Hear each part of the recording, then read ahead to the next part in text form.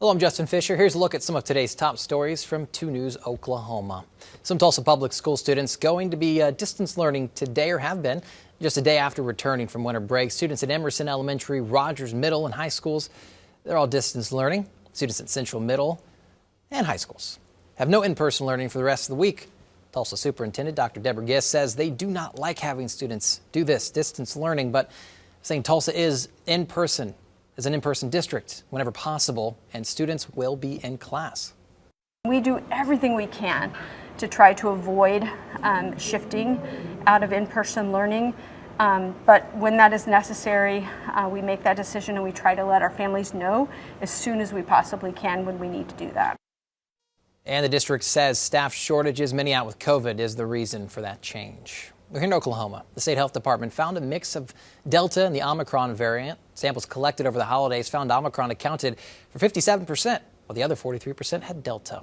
And that impact is being felt at hospitals here in Tulsa. St. Francis ER wait times ranging from possibly 3 to 6 hours. Some patients being held in hallways. Depends on what time of day it is, of course, but the hospital is asking those coming in to be patient. We are working very hard to balance the ambulance patients coming in, the patients walking in the front door for emergency care, and also some inpatients that are holding in our emergency departments because of how full we are in the hospital.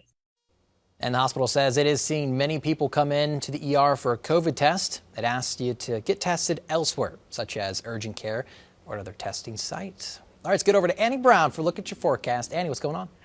Temperatures remaining in those 40s this afternoon. Keep the coat with you. Although the sun will be out, we'll see plenty of it. It's not going to heat us up like we were yesterday, or at least warm us up for that matter. Northeast winds 10 to 15 miles per hour. Seasonal average high temperature is 48 degrees.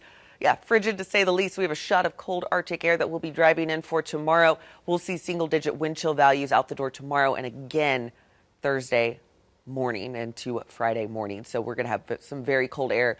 Thankfully, we do warm up, though, as we look at our Saturday with a high of 58.